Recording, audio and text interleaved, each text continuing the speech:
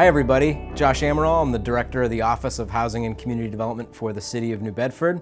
This is our show, Building New Bedford, which highlights our recent housing development projects here in the city. On our last episode, we had a great conversation with the developer Dwayne Jackson, who's putting more than 50 new units of housing on Union Street. We will capture that in this episode. We will also take a look at a project on Brock Avenue, very visible toward the end of the peninsula. 10 new units of townhouse-style housing, just two of the latest examples of projects that are underway, in construction, or recently completed in the city. So back in 2023, we released our plan Building New Bedford, hence the name for the show, which got into all the different strategies we have to recruit housing, make housing more affordable, more livable, more reasonable for New Bedford residents. And it's been a complicated process. Our team has taken on alongside private sector partners like the developers that you'll meet throughout this show.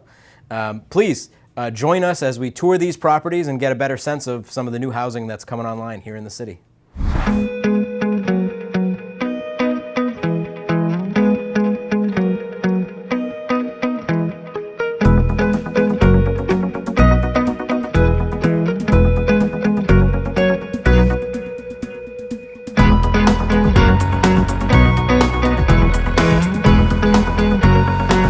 Hi everybody, Josh Amaral, Director of Housing Community Development for the City of New Bedford. We are back looking at another new property that's coming online with new units that we're adding to our housing supply in New Bedford. We're here with the developer, Jason Braz, who's very proud of this project, and he has a lot of reason to be. It's come out really beautiful in here, down on the tip of the peninsula in the south end. How long did it take to construct this, Jay? This was about a year and a half, 2 years total, probably with planning. It went relatively smooth. We caught a lot of good weather, didn't really have any delays. It was pretty smooth. City was good with us, everyone was good. For a big project, it went relatively easy. There's not a lot of housing like this in New Bedford, right? Sort of a townhouse style, individual units. We were just talking about, different rental models with common areas and stuff. This has got its own garage, its own front door. When this lot and this whole property came for sale, we kind of saw something that New Bedford didn't have. The townhouse model fit. We thought it fit very well here. And then it's one of those, a little nicer than a common apartment, a little less than a house. So we were trying to find like that niche in between. And we think we did that. And there's been a ton of interest in it. And the whole project finished up very nice. Now, for people who are looking to live in these so far, the feedback you've gotten,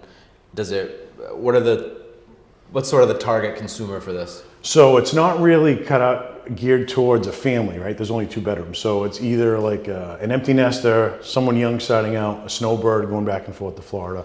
And that was the target demographic we were kind of looking for. And so far, so good. It's worked out for the interest that we've had. That makes sense. I was thinking kind of the same thing. There's a lot of folks looking to downsize, but looking for a nice place to live. Obviously, rich with amenities around here. You can get to either side, either beach. Well, I mean, you've got the beach, you get the walking trails, you've got everything. It's quiet down here. Yeah. It's quiet, and then you're private. You have no common areas with anyone. You have your own front door, you have your own garage, you have your own slider. So it is a little different. It's something that doesn't really exist around here. Yeah, I'm looking at this, right? For a senior, for example, you're like at grade with a sliding door into the backyard. Yeah. Beautiful landscape out there. We picked a bad day for it, right? It's this February, snowy weather. But normally the grass looks nice and green. It's all green. On a sunny day down here, you can, basically hear the waves crashing on the beaches. And so it came out great. Each unit has their own private space in the back. I mean, you've got 10 feet of a vinyl fence that comes out. So when you come out your door, you can't see a neighbor. You can only see the tree line, which during the spring and summer, it is all green and filled in. So you have your full kitchen space here. Imagine dining room, living room set up here. And then it goes upstairs into... We have a half bath here. We utilize the space underneath the staircase for a little bit of storage, the water meter, and things that you don't really think of, but at least it's kind of tucked out of the way, but you do have some room for storage. Storage is a huge issue in a lot of the new rental units that we have. Well, upstairs there's plenty. Downstairs it was kind of hard to fit a lot of it in, so we tried to use every square foot. Well, it's like a really enhanced room closet. So this is how you get to the garage, right? Yes.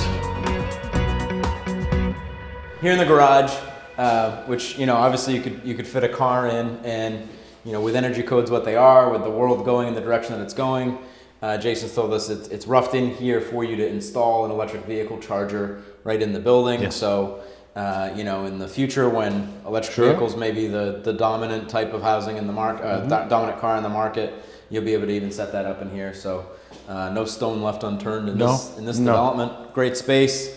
I'm jealous of the storage space in this unit between upstairs, downstairs, and the garage, because you could certainly fit more than a car in here.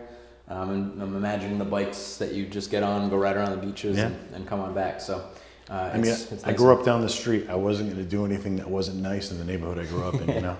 Yeah, he's done a great job. On a lot of the rental projects we're talking about, where to find parking, is there enough parking? And that's not an issue with this style. No, and that was one of the reasons why we actually went with the garage too. Each unit needs 2 parking spots per city ordinance, and we made sure that we had it before we even applied. Makes sense.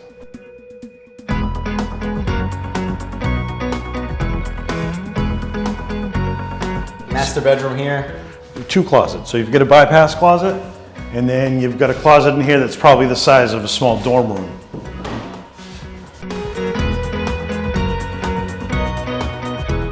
No, but actually there might be a household type where this is this could become an office, right? You could have a desk and a setup like that. You could if you needed to be. If that's what you wanted to do, remote work or whatever being what it is today. Linen closet. We have our setup for washer and dryer. So in-unit laundry on the second floor right next to the bedroom. That's nice. Second bedroom here. Yes. Also with a walk-in closet. Yeah, this one's on a motion.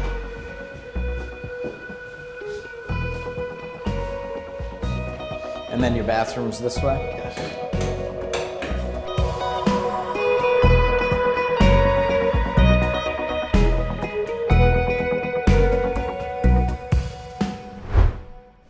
And we've got the hybrid electric water tank hidden in the closet upstairs. Were there any additional things that you had to do because of its proximity to the water? No. It's not in the flood zone or anything? No, the height up here and the coastal, wind. no, it doesn't really have any coastal construction issues. Makes sense. I will say it's bigger up on the second floor than I The anticipated. garage steals quite a bit of space down Yeah. below, but how many people can say they have a unit with a garage as a rental, or, I mean, you have your own garage. So Yeah.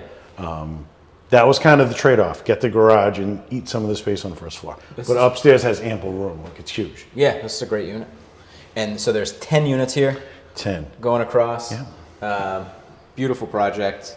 This is a project that didn't use any subsidy programs or No. any of those sort of incentives that we have. Yeah, the for ownership housing group development. financed it all themselves. Yeah, so that's great. So it's the local investment here, putting together new housing, high quality housing stock in a really desirable area in what was for just a very long time a big gravel. It was a parking gravel lot. parking lot. Yeah. Yeah, so we like to see that. This is a great project. It was kind of a little outside the box, but it finished up very nice. Do you think that this model has implications in other parts of the city? Could you build basically the same kind of development somewhere else? I think so. Similar units, you just need kind of a similar narrow lot? Kind of. I mean, the zoning, MUB zoning is kind of flexible and gives flexibility for stuff like this. Yep.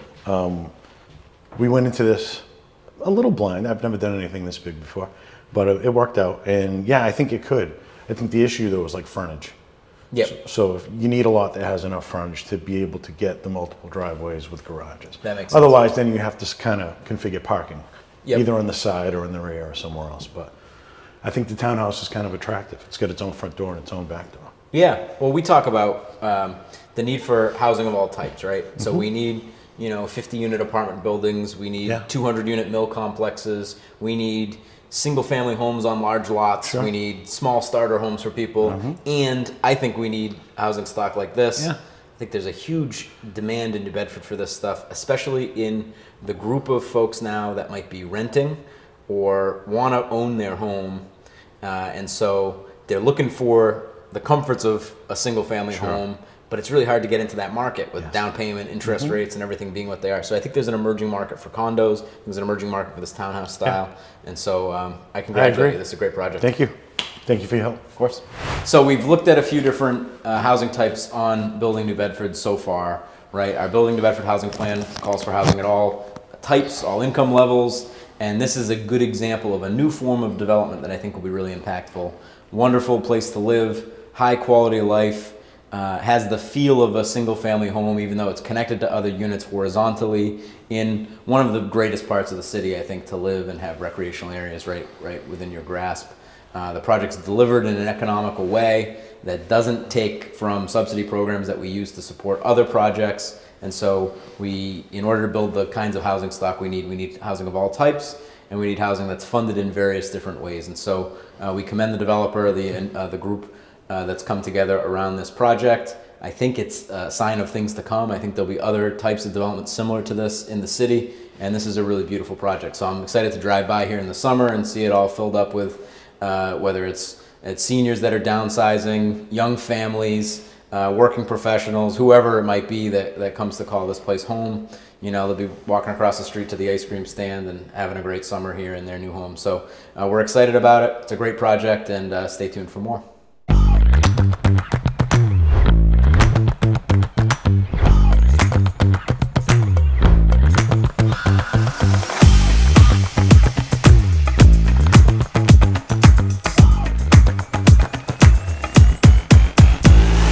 Hi everybody, Josh Amaral, Director of Housing and Community Development for the City of New Bedford. We are out here for a tour of the Upper Union Street project. It's 52 new mixed income apartments that are going to be coming online in New Bedford. It's the latest in a series of really great projects on Union Street that are going to add new residential units here. So we've toured some of those others. Today's our opportunity to see sort of in progress here at this one. I'm here with the developer and the sort of visionary of this project, Dwayne Jackson, Matt DeThomas from DF Prey, who's leading the project as the general contractor. We're also here with Matt Hensey and Adam Benjamin, who are contributing in a sort of project management roles and helping to move things along here. As you can imagine, it's an extremely complicated project. Lots of different funding sources, lots of different rules, lots of timelines, and we want everything to go as smoothly and quickly as possible. And they are grateful with I'm grateful that they're so generous with their time to come out here and show us the building in person. And I look forward to coming back when it's all complete. We cut the ribbon and we go through it again, and we can compare the footage from today with then and tell a really great story about the site. So guys, thank you so much for coming out here with us, and I'm eager to go take a look. All right, let's go take a look.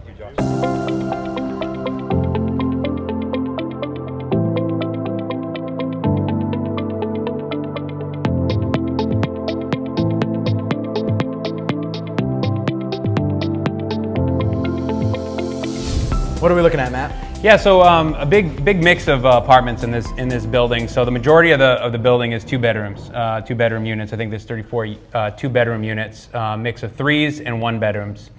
So right now we're in a 2-bedroom. This would be your kitchen here. You kind of have your living space right over here, and then you got your bedrooms and bathrooms off to the side. So as you can see in this unit, we're on the 2nd floor right now. We're working from the top going down. So this is probably the least advanced of all the floors, but we have our interior rough framing up. We've started all of our pre-rock up on all of our demising walls and around the perimeter. We have sprinkler pipes, as you can see, all the orange pipe in the ceiling right now. Working on getting those rough ends completed. And then we've also got a lot of our vertical stacks and water lines from a plumbing standpoint installed. Is this like a countertop area here? A little picture window, so you're you know, from the kitchen, you're looking out into your living room, kind of serving place, you know, a little serving window. That's cool. If it's anything like my house, we'd have a big table somewhere, but we'd only eat like over here. Right, exactly. Everybody would stand at that countertop. So yeah, it's definitely a nice feature to these apartments. Yeah, and the windows really make it. I mean, lots of light coming in. So this is your living room. That's a bed. You know, probably the pick of the place as far as bedroom, right? Yep. Both with great light coming in. Yeah, the design team did a really nice job incorporating such big bay windows into all the apartments. So there's a couple different sizes and variations of the windows, but really gives a lot of natural light into these apartments. And as you see with some of the floors as we go up, the views are stunning from the upper floors. How about systems in the building in terms of like heat? Is this a electric building? Is it gas? What's the latest in sort of that technology that you use? So this is everything in this building is electric. The only gas that we do have is for our emergency standby generator. So you have electric heat pumps, electric hot water heaters, all electric appliances throughout the building. And then we also have, as part of the HVAC system, energy recovery units. So that's what circulates fresh air in and out of each unit. So every apartment comes with an energy recovery unit in the building as well. Yeah, that's awesome. I mean, this is all kind of cutting edge stuff. I know a lot of the funding sources dictate now that you have to use some of these, different technologies and things in the buildings. That's where we're heading in the future. Absolutely. And so here's an example of it happening, in real time as it comes together. And we understand the benefits of that. Even though the cost of electricity right now is really high, but in the future, that might be the best source we've got. So yeah, and in addition, this building's also going to be PV ready. So we're going to be turning this building over, and the intent is to have solar panels on the roof at the completion of the project, as well as electric charging stations for cars in the garage.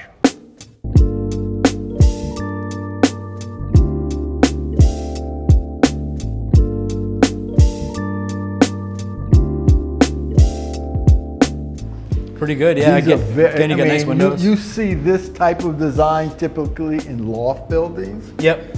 Where they have two, they tend to be You're trying to deeper. plan around like a mill window. Yeah, exactly. Or And it's- two. Yeah. And you're dealing with long, narrow units. There's 4 3-beds in here, and then there's how many of these types? I think They're there's on both another. sides, I think yeah. there's another 8 of this these. 2-bed. Yep, 2 plus. bedrooms. Yeah. Really, it's 3 bedrooms, but it's considered a 2+. If Gotcha. you will. Yeah, I've talked to mill developers Yeah. who will say when they're sort of looking at a building, they can figure out the unit count because they'll just walk around and count by 2 windows. 2 windows, 2 windows, 2 windows.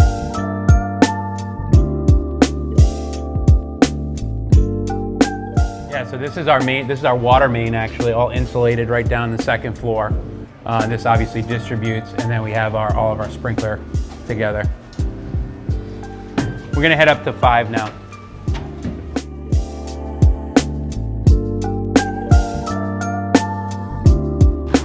All right, so we're up here on the 5th floor. 5th floor, one of the units up here.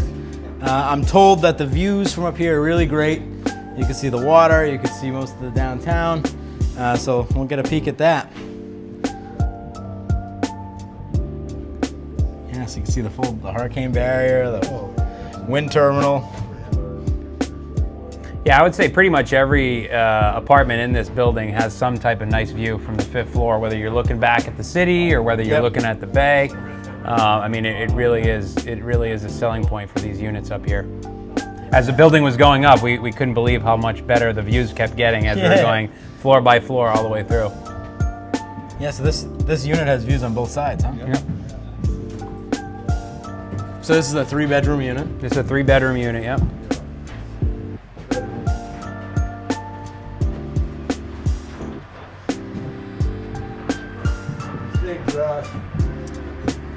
This is pretty great. Pretty cool. You can see Union Street. You can see a sliver of City Hall in between the library and That's the right. was it the Registry of Deeds. So that's really cool. So yeah, this is awesome. I mean, you can see a little bit of the water down there, and you can see all these people at work finishing up the windows down there.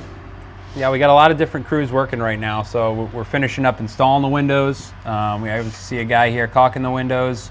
We're finishing up all the air vapor barrier on the exterior of the building as well. So a lot of activities on this area, trying to get this wrapped up so we can begin siding operations here in the next month or so. So What's gonna go over there, Matt? that's just an additional roof deck over there, and as part of one of the amenities for the spaces, there'll be a roof deck community room that'll be used for various different activities for the tenants of the building. They'll have a nice patio to go out to, sort of a common space, amenity space for the tenants. That's great. That's great. I think that's one of the questions a lot of people have about buildings like this one, right? Living in a big, 52 units in one place. If you're going to have a party, you're going to have people over, it's Super Bowl Sunday, it's election night, whatever. Whenever people want to gather, what do? You might have a pretty efficient 2-bedroom layout. Sure. It doesn't have a ton of space.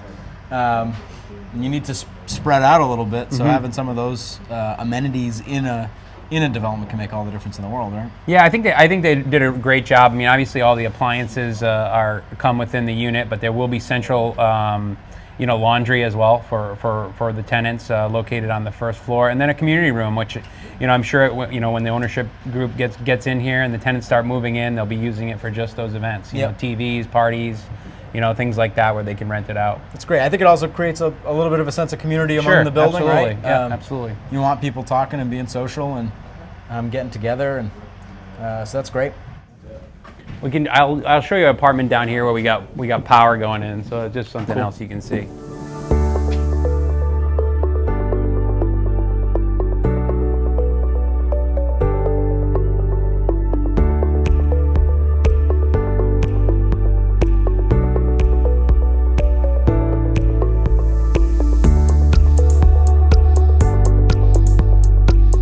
So again, really beautiful views from these apartments as well.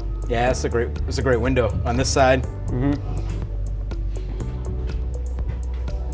Yeah, it's very nice. We have all of our distribution piping for all the sprinkler systems. We have our ductwork starting to get run, from our heat pumps as well as for the energy recovery units.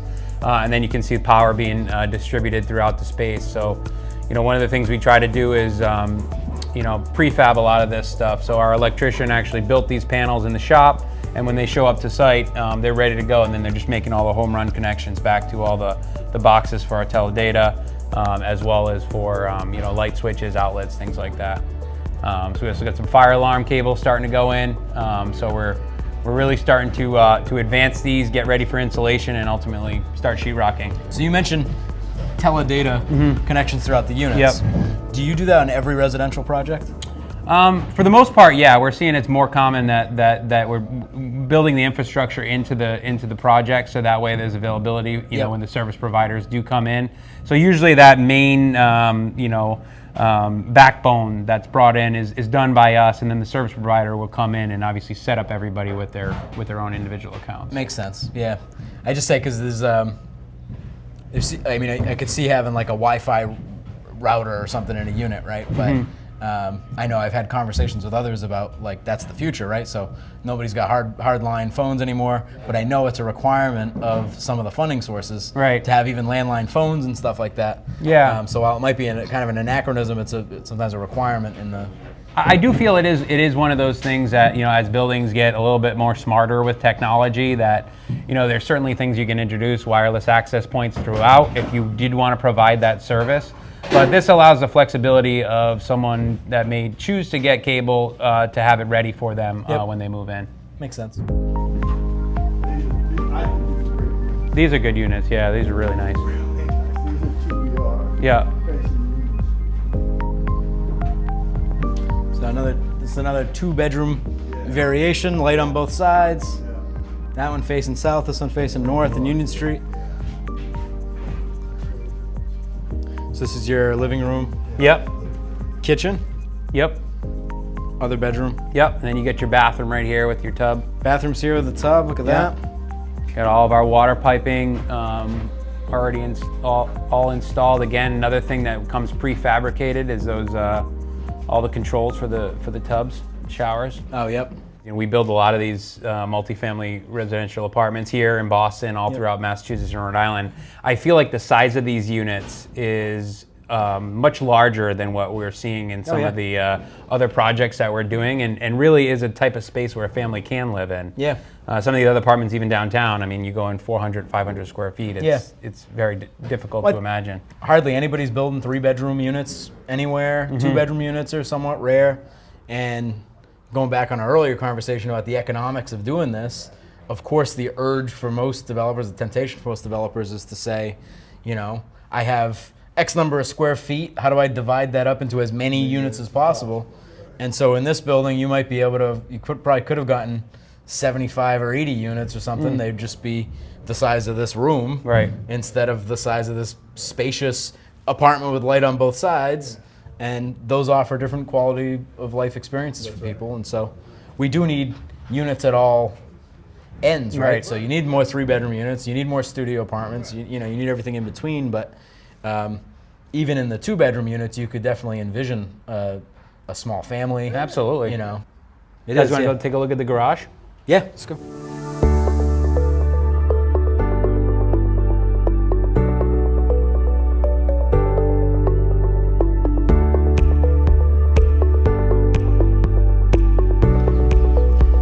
So one of the unique things about this project was we had we obviously have an underground garage in the project. So starting this project off, we had to dig down about 25 feet in order to be able to get the garage in place, get the foundations, and there was a lot of ledge, a lot of rock. It was quite the process. So especially being a zero lot line, the building required us to install sheet piles, sheet piles, soldier piles and lagging. So it actually, some of our digging and depths were down 50, 60 feet. Oh, wow. All the way around the perimeter, because we have streets and then we have businesses and other buildings adjacent to us. So we had to dig that hole down about 25 feet, underground stormwater retention below the slab in our garage, and then 19 parking spots inside the garage. That's great. Yeah, it was a challenging way to come out of the ground for sure. Well, I know a lot of projects in New Bedford come into this, but you have neighbors here that are thinking, 52 units, it's gonna be a lot of people, especially 3-bedroom, family-style units and things like that. You might have, 2 or 3 adults living in half of the units or more than half of the units. That's a lot of cars potentially. We're not a city yet that there's, a lot of people who get around without a car, right? Most people who don't have a car still want one. Sure. It's not like public transit is good. The train now is rolling, but you still need a way to go get your groceries and get home in a pinch. So there are a lot of people with cars, and so I know the neighborhood here raised some concerns during the permitting process about that. And so for this development to include at least some on-site parking was a big add. And I know it's certainly not been easy, but it's a great component of the project. Yeah, absolutely. I agree. I think it gives people a unique flexibility too. Like you said, not everybody's going to have a car, but there are those that do need to park. And being able to park inside, in New Bedford, cold winters is a nice feature. Absolutely. So Josh, this will be the entrance to the garage. So this is as you're coming off of Spring Street. Yep. This is where cars will be entering, down into the garage. Like I said, this will be where a lot of our trash comes. All the tenants will bring their trash will come down to this garage level. And then also we'll have 19 parking spots. But the trash collection alone is an interesting one, right? It's a problem you have to solve at any site. It really is, yeah. Here you've built out the entirety of the parcel, right? So that's interesting, yeah. You said 19 spaces down Yeah, here? so 19 spots down here. There's also a couple handicap spots and van accessibility. We'll have our elevator machine room down here, bike room, utility rooms, and then all the trash rooms will also be located down here. That's great. So a pretty sizable bike room. We have some of the spaces actually fit out for our field office right now, but eventually that will turn into our bike room. Now do you have a ballpark on cost just for this component of the project? For the underground parking, I would say to add a underground garage to a project like this, I mean, you're probably, for this particular project, you're somewhere in the $3 to $4 million probably. Yeah. So it's like, I don't know, ends up being a little bit more than 10% of the project cost. It's a big deal. I mean, it's not, anytime you go down to the depths that we were going down, you're dealing with things like dewatering, ledge, boulders, the excavation of the material alone, just getting the material off-site because it's urban fill. There's a lot of components to it, and one of the things that you don't see under here is we have these massive stormwater retention tanks. So one of the things that the City of New Bedford did require through the DPI process is that we had to house all of the stormwater on site. So those tanks are actually right below our feet, and they're spread out through this entire garage, and they fill up. And then during like a 100-year storm event, that's when they discharge into the street. So the idea is that we capture all of our rainwater for this building underneath the slab. Yeah, and what does that system add to the cost of the project? That was about $500,000. Yeah.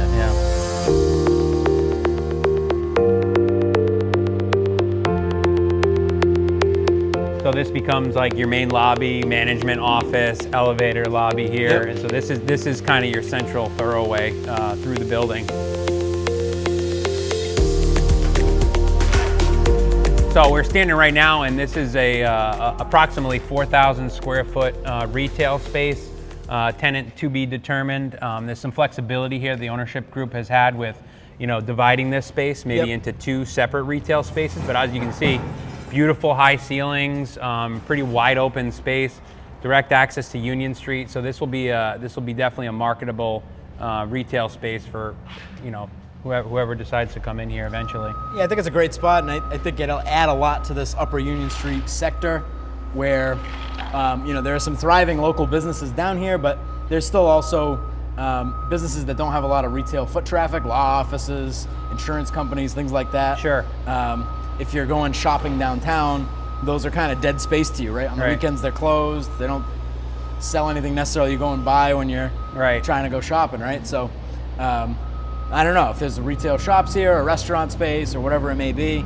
That'll add a lot, and so certainly look forward to that. I think the space in here is beautiful. Those high ceilings lend themselves to a lot of great possibilities. Yeah, too. absolutely. This is a visual representation of what the exterior materials will be on the building. So you have the brick, which will pretty much take up all the first floor, and then the precast band that goes around the building. And then on the left-hand side, you have a combination of materials of fiber cement, which is a Nichiha, and then a Lucabond panel system. So we try to do this just so we can get all the colors and visual representation of what the building will ultimately look like in one spot. So that mock-up's now been approved, and that'll be what's going on the building.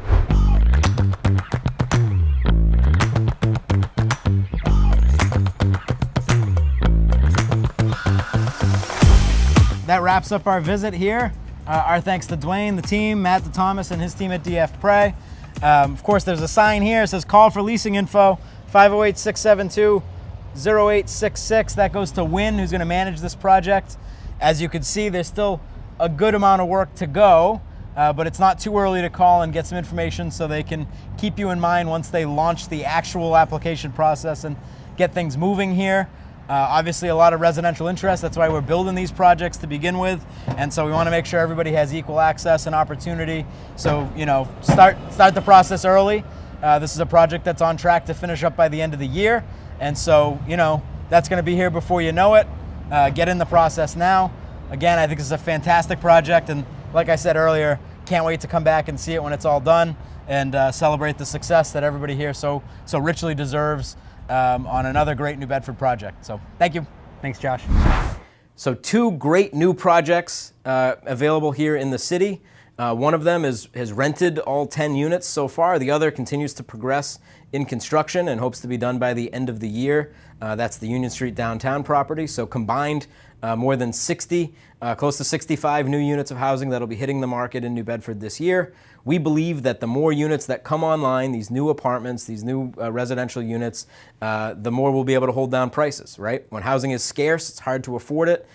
Prices go up, people can charge more and they can get it on this market. What we're looking to do is have attainable housing for all, housing options for everybody, and housing that you can afford. So these projects are good examples of that. Different price points, different income levels, some units income restricted, some units market rate, but really good projects that contribute to their neighborhood and make use of spaces that used to be parking lots or buildings that have been vacant for years and years. And so 2 really fantastic projects. Congratulations to the development teams. Congratulations to the city staff, including the folks in my office that have participated in these projects. And please stay tuned for our next episode and some of the new exciting stuff that's coming online. Thank you.